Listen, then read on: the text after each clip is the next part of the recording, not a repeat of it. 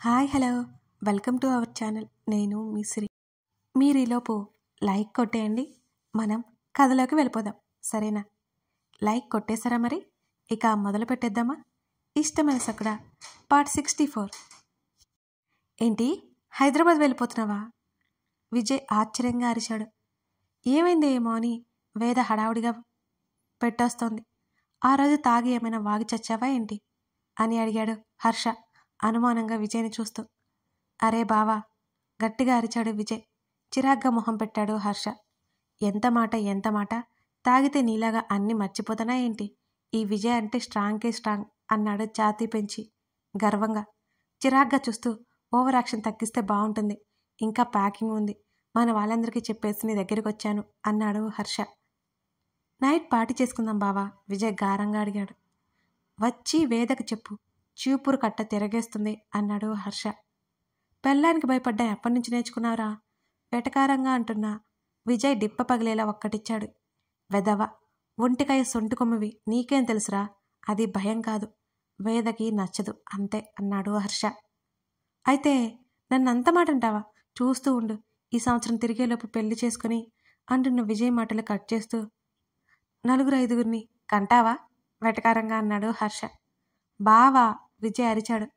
Office అయ్యా కదా, ఇంటికి డిన్నర్ చేసి అక్కడే ఉందో, ఎప్పుడు కలుస్తామో ఏమో అన్నాడు హర్ష. మీరు వెళ్తే నేను ఇక్కడేం చేస్తానురా? నెల తిరిగేలోపు హైదరాబాద్ రాను? అన్నీ బాగానే తిరిగేస్తావులే కానీ మర్చిపోకుండా రా, వేద నిన్ను తీసుకురమ్మని మరీ చెప్పింది అని చెప్పి వెళ్ళడానికి పైకి లేచాడు. వేద ఎందుకు రమ్మందో తెలియను విజయ్ ఉత్సాహంగా తలాడించాడు. హర్షని పంపించాడు.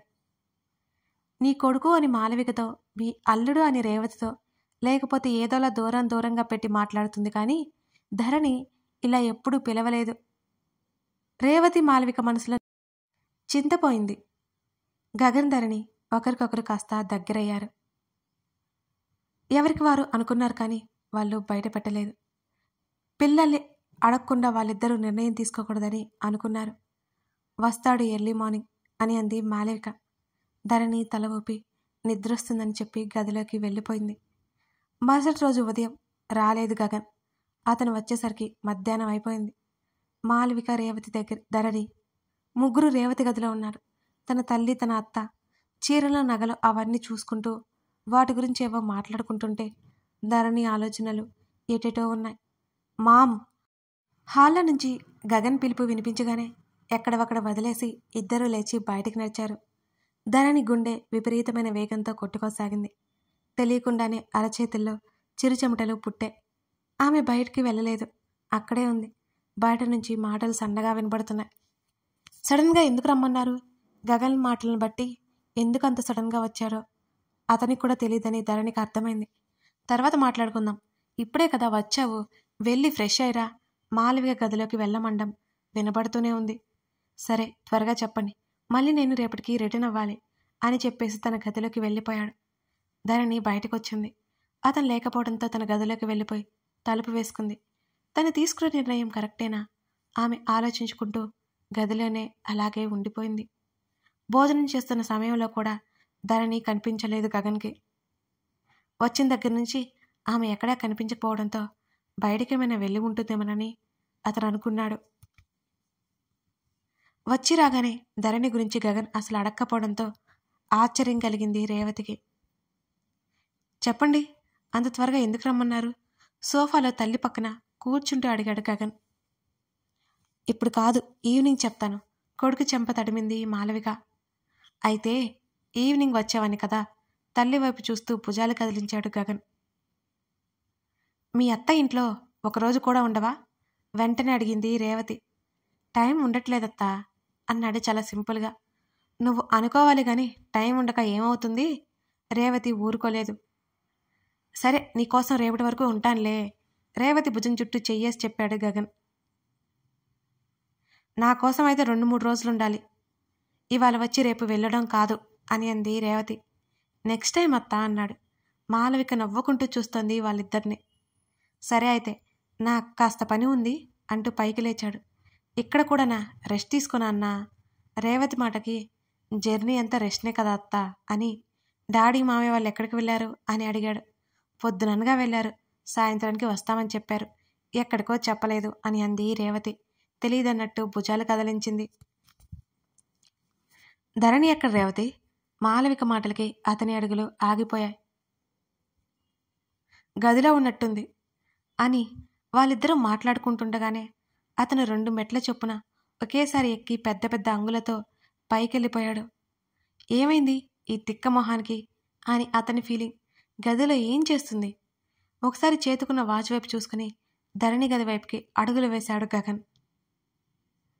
అతను తీయగానే తలుపు తెరుచుకోలేదు. లోపల నుంచి లాక్ చేసి ఉందని అతనికి అర్థమైంది. గగన్ తలుపు కొట్టాడు. ధరణి ఉలిక్కిపడింది. గట్టిగా ఊపిరి పీల్చుకొని నెమ్మదిగా తలుపులు తెరిచింది ధరణి. ఆమెను పక్కకు నెట్టేస్తూనే లోపలికి వచ్చాడు. మోచేతిని పైకెత్తి తలుపుకి ఆనించి నిలబడింది. ఆమెను పైనుంచి కింద వరకు స్కాన్ చేస్తూ ముడుచుకుపోయిన ఆమె ముఖాన్ని చూస్తూ కళ్ళెగరేశాడు. ఏం లేదన్నట్టు బుర్ర అడ్డంగా ఊపింది ధరణి. అతను ఒక్కొక్క అడుగు గదిలోకి వేస్తుంటే తను వెనక్కి అడుగులు వేసాగింది.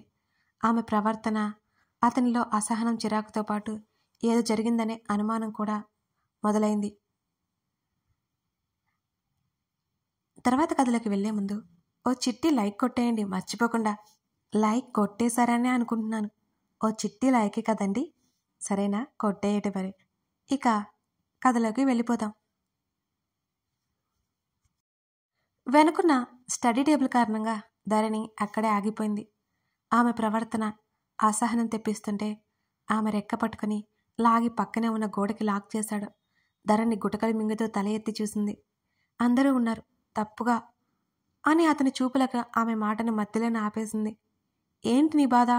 విసుగు దాచుకుంటూ అడిగాడు. ఏం లేదన్నట్టు అడ్డంగా తలాడించింది ధరణి. కాల్స్ ఎందుకు లిఫ్ట్ చేయట్లేదు అని అడిగాడు. ఎందుకు కాల్ చేయట్లేదని అతను అడిగితే జవాబు తన దగ్గర లేదు. అతను తన పర్సనల్ సర్కిల్లోకి రాడు అనే విషయం ధరణికి అర్థమైంది. ఊరికే అంటున్న ఆమె దవడ పట్టుకుని ముఖాన్ని దగ్గరికి లాక్కున్నాడు అతను. పిచ్చి పట్టిందా నీకు? అతనిలో కోపం తాలూకా అతని దవడ కండరం మెల్లిగా కదులుతోంది. ఆమె నడుము మీద బిగుసుకున్న అతని చేయి దాటికి సన్నటి నొప్పి కలిగింది అతనికి. అతని కోపానికి ఆమె శరీరం భయంతో వణికిపోతుంటే, ఏముంది నీ బుర్రలో? ఆమె శరీరం అతనికి అతుక్కుపోయేలా లాక్కుంటూ అడిగాడు. లోపల ఒకదాని గురించి ఆలోచిస్తూ బయటికి ఏమీ లేదని నటిస్తుంటే అతనికి పరమ చిరాకు. ఆ ప్రాబ్లం సాల్వ్ చేసుకోకుండా దాని గురించి ఆలోచిస్తూ మరి కాస్త ఎక్కువ చేసుకునే కోవకి చెందినదే ధరణి అని అతనికి ఇంకా బాగా తెలుసు. నీతో మాట్లాడకుండా ఉండగలనా అని టెస్ట్ చేసుకుంటున్నా ఆమె భయపడుతూనే లోగొంతుకుతో చెప్తుంటే అతని కళ్ళు చిన్నవైపోయాయి. ఆమె చెంపల మీద మరి కాస్త పట్టు పెంచాడు. నువ్వు చెప్పే పిచ్చి కథలు వినడానికి వెర్రి వాళ్ళు లేరిక్కడ అని అరుస్తున్న అతని నోటికి చేయడ్డు పెట్టింది ధరణి. అందరూ కింద ఉన్నారు, మెల్లిగా మాట్లాడు అన్నది అర్థింపుగా. ఆమె చేతిని తోసేసి, నా కోపాన్ని నువ్వు బేర్ చేయలేవు కానీ మర్యాదగా విషయానికి రా అని అన్నాడు హెచ్చరికగా. కాళ్ళు పైకెత్తి అతని మడి చుట్టూ చేతులు వేసి కౌగిలించుకుంది ధరణి. నిజంగా ఏం లేదు అంటుంటే 2 చేతులు ఆమె నడుముకి ఇరువైపులా చేర్చి వెనక్కి తోయబోయాడు. ఇంకోసారి ఇలా చేయను అంటుంటే, రీజన్ చెప్పకుండా పిచ్చి వేషాలు వేశావంటే పళ్ళు రాలగొడతా, స్పీక్ అవుట్ అంటూ ఆమెను కాస్త వెనక్కి జరిపి చెప్పాడు గగన్. ఆమె మాట్లాడలేదు. అతనిలో అసహనం కోపంగా పరివర్తన చెందింది. ఇంకా కిడిష్ బిహేవియర్ వదలవా? చిరాగ్గా అరిచాడు గగన్. అమ్ము ఇక్కడే ఉంది, హైదరాబాద్లో. నా ఫ్రెండ్ ఒకతను చూశాడట, అయితే క్లారిటీ లేదు, ఆ విషయం మీద ఉన్నాను అందుకే అంటూ భయంగా చూసింది అతన్ని. ఆమె కళ్ళలో నీళ్లు చూసి నమ్మాలి అనిపించకపోయినా నమ్మక తప్పలేదు అతనికి. అబద్ధమని తెలియాలి అంటూ విసురుగా వెళ్ళిపోతుంటే అతని చేతిని పట్టుకుని ముఖం చిట్లించి చూశాడు. అతని నడుము చుట్టూ చేతులు బిగించి అతని ఛాతీకి చెంపానించింది. అతని సమక్షంలో చెప్పలేనంత ధైర్యం వస్తున్నా ఆమె మాత్రం తనలో ఉన్న దిగులు బయటపెట్టలేకపోతోంది. అతని చేతులు చుట్టుకోలేదు ఆమెని. నిశ్చలంగా గంభీరంగా ఉన్నాడు అతను. వదిలిన అతని వైపు చూసింది ధరణి. ఆమె బిహేవియర్ ఏమాత్రం నచ్చక వస్తున్న కోపాన్ని ఆపుకుంటూ బయటికి వెళ్ళిపోయాడు. అక్కడే ఉంటుంది, ఆమె దెబ్బలు తింటుందని అతనికి బాగా తెలుసు. సాయంత్రం అయింది. తల్లిదండ్రుల మధ్యలో కూర్చుని ఉంది ధరణి. మరో పక్కన ప్రకాష్, మాలవిక ఉన్నారు. గగన్ సూటిగా చూస్తుంటే తప్పు చేసి దానిలో తలదించుకుని చేతులు పిసుక్కుంటోంది ధరణి. మీ ఇద్దరికి పెళ్లి చేయాలని మేము అనుకున్నాం. మీకు ఇష్టమో కాదో చెప్తే మా పనుల్లో మేముంటాం అని అన్నాడు ప్రకాష్. ధరణి ప్రతాప్ పిలుస్తుంటే తండ్రి వైపు చూసింది. ఇక్కడ పరాయి వాళ్ళు ఎవరూ లేరు, ధైర్యంగా చెప్పొచ్చు నువ్వు. చిన్నగా నవ్వుతూ అడిగాడు ప్రతాప్. కూతురి మనసు తెలుసుకొని కూతురికి నచ్చిన మెచ్చిన అతన్నిచ్చి పెళ్లి చేయబోతున్నాను అనే సంతోషం, ఆ సంతోషం తాలూకా గర్వం ఆయన ముఖంలో కనబడుతోంది. గగన్ వైపు చూడలేదు ధరణి. నాకు ఇప్పుడే పెళ్లి వద్దు. ఆ మాటకి అందరి ముఖాల్లో నవ్వు మాయమైపోయింది. గగన్ పెద్దగా ఆశ్చర్యపోలేదు, ఆమెనే చూస్తున్నాడు. ప్రోమో ఎపిసోడ్ అయితే వచ్చేసిందండోయ్. అవును కదా. ఇక మిగిలిన కథలోకి మళ్ళీ వెళ్ళిపోదాం. ఎక్కడికి వెళ్ళడానికి అన్నట్టు హడావుడిగా రెడీ అవుతున్న కమల్ గదిలోకి వెళ్ళింది దీక్ష. అతను షర్ట్ వేసుకుని కాల్ మాట్లాడుతూనే మిర్రర్లో చూసుకుంటూ బటన్స్ పెట్టుకుంటున్నాడు. నేను 5 నిమిషాల్లో ఉంటానురా అని కాల్ కట్ చేసి ఫోన్ పాకెట్లో పెట్టుకున్నాడు. బావా, దీక్ష పిలుపుకి చేతులు మడుచుకుంటూ ఆమె వైపు చూశాడు. ఎక్కడికి వెళ్తున్నావు అని అడిగింది. పనుంది, ఏంటో చెప్పు. అతను అడిగిన విధానం ఆమెకి నిర్లక్ష్యం చేసినట్టు అనిపిస్తుంటే ఒక్కసారిగా ఆమె ముఖం వెలవెలాబోయింది. ఆమెకి కోపం పొంగుకొచ్చింది. నీతో మాట్లాడాలి బావా, బయటికి వెళ్దామా అని ఆశగా అడిగింది. లేదు, నాకు పని ఉంది. ఆమె భావాలు గమనించకుండా చెప్పేసి కబోర్డ్స్ తీసుకుని కార్డ్ పర్సులో పెట్టుకుని ఆమెను దాటుకుని వెళ్ళిపోతుంటే అతని చేతిని పట్టుకుంది. ఏమిటన్నట్టుగా ఆమె వైపు చిరాగ్గా చూశాడు కమల్. ఇవాళ ఒక్కరోజు నాతో ఉండు, నీతో మాట్లాడాలి.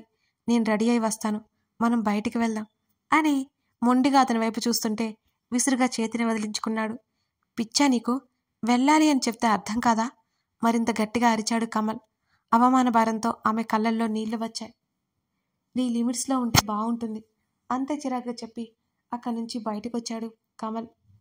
ఏడ్చుకుంటూ కింద ఉన్న తన గదికి వెళ్ళిపోతుంటే కనిపించాడు శివకుమార్ దీక్షకి. దీక్ష, ఏమైంది తల్లి? సహజంగా మేనకోడల మీద ఉన్న ప్రేమతో కంగారు పడిపోయాడు శివకుమార్. మామయ్య అంటూ ఏడ్చింది మళ్ళీ. చెప్పు తల్లి, ఏమైంది? ఎందుకు ఏడుస్తున్నా? పైనుండి వస్తున్నావేంటి? ఎవరేమన్నారు? కొడుకు వెళ్ళింది చూడని శివకుమార్ అడిగాడు. మామయ్య, బావ తిట్టాడు అని ఏడుస్తూ చెప్పింది. తిట్టాడా? ఎందుకు? కొడుకు మీద కోపం వస్తుంటే మెల్లిగా అడిగాడు. మాట్లాడాలి, సరదాగా బయటికి వెళ్దామన్నాను, దానికి అరిచేసి వెళ్ళిపోయాడు అని కళ్ళు తుడుచుకుని. బావకి నేనంటే ఇష్టం లేదు మామయ్య అన్నది అలాగే ఏడుస్తూ. చచ్చ, అదేం లేదమ్మా, ఏదో పని మీద వెళ్తున్నాడు కదా, హడావుడిలో అరిచి ఉంటాడు. నువ్వంటే చాలా ఇష్టం అని మేనకోడలికి నచ్చజెప్పబోయాడు. అలా అని మీతో చెప్పాడా మామయ్య? ఆశగా అడిగింది దీక్ష. అవును తల్లి, నువ్వంటే ఇష్టమని నాతో చెప్పాడు అని అబద్ధం చెప్పేశాడు ఆలోచించకుండా. ఆ మాటకి దీక్ష ఆమెలో ఉన్న బాధ ఎగిరిపోయి సంతోషం వచ్చింది. నిజంగానా మావయ్య? ఉత్సాహంగా చూసింది మరోసారి కళ్ళు తుడుచుకుంటూ. అవును తల్లి, నువ్వు ఈ ఇంటి మహాలక్ష్మి, ఇలా ఏడవచ్చా చెప్పు అని సర్ది చెప్పాడు. కమల్ కోప్పడ్డా అతనికి తనంటే ఇష్టం ఉందని తెలియడంతో ఆమె కుదుటపడి గదిలోకి వెళ్ళిపోయింది. ఇంటికి వచ్చాక కొడుకుని మందలించాలని ఫిక్స్ అయ్యాడు శివకుమార్. కూతురి మనసు తెలుసుకుని కూతురికి నచ్చిన మెచ్చిన అతన్నిచ్చి పెళ్లి చేయబోతున్నాను అనే ఆ సంతోషం తాలూకా గర్వం ప్రతాప్ ముఖంలో కనబడుతోంది. గగన్ వైపు చూడలేదు ధరణి. నాకు ఈ పెళ్లి వద్దు. ఆ మాటకి అందరి ముఖాల్లో నవ్వు మాయమైపోయింది. గగన్ పెద్దగా ఆశ్చర్యపోలేదు. ధరణి వైపు చూస్తున్నాడు అంతే. ధరణి, ఏం మాట్లాడుతున్నావు? రేవతి ఆశ్చర్యంగా అడిగింది. అవునమ్మా, ఇప్పుడే పెళ్ళొద్దు అన్నది. అదంతా కాదు, గగన్ని చేసుకుంటావా లేదా అని రేవతి అడుగుతుంటే, రేవతి నువ్వాగు అని భార్యకు చెప్పి కూతురు వైపు చూస్తూ, నీకిష్టం లేదా ధరణి అని నెమ్మదిగా అడిగాడు ప్రతాప్. గగన్ వైపు చూస్తే తన నిర్ణయం మార్చుకుంటుందేమోనని భయం వేసి చూడకుండానే తండ్రి వైపు తల తిప్పి లేదన్నట్టు అడ్డంగా తలాడించింది. ఒక్కసారిగా పైకి లేచాడు గగన్. అది తెలుస్తుంటే ఇంకా వణికిపోతూ కూర్చుంది ధరణి. ఆ తర్వాత ఇంకోసారి అడగడం, ధరణి లేదు అని చెప్పడం, అతను గట్టిగా మాట్లాడడం, ధరణిని గదిలోకి తీసుకెళ్లిపోవడం జరిగాయి. ఆమె బుగ్గలు ఒత్తిపట్టి తల పైకెత్తాడు. అప్పటికే ఏడ్చిందేమో, ముఖం ఎర్రగా ఉంది. బెరుగ్గా అతని కళ్ళలోకి చూస్తుంటే, పొగరా? అడుగుతుంటే నోరు లేదా అన్నాడు గంభీరమైన గొంతుతో. ఏంటి, ఇష్టం లేదా అని అడిగాడు దగ్గరికి లాక్కుంటూ. అవునన్నట్టుగా నిలువుగా తలాడించింది ధరణి. ఆమె కళ్ళల్లో నీళ్లు. ఏదో టింగర్ డెసిషన్ తీసుకుంటుందని అతనికి అర్థమైంది. సీరియస్లీ అని అడిగాడు బలంగా కౌగిలించుకుంటూ.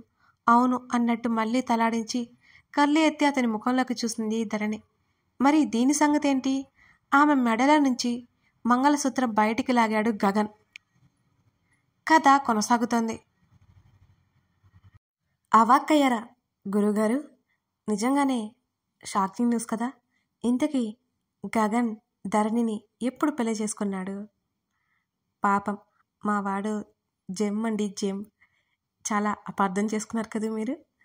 ఇక తర్వాత ఏంటో రేపటి ఎపిసోడ్లో తెలుసుకుందాం. లైక్ చేసి కామెంట్ చేయడం మర్చిపోకండోయ్.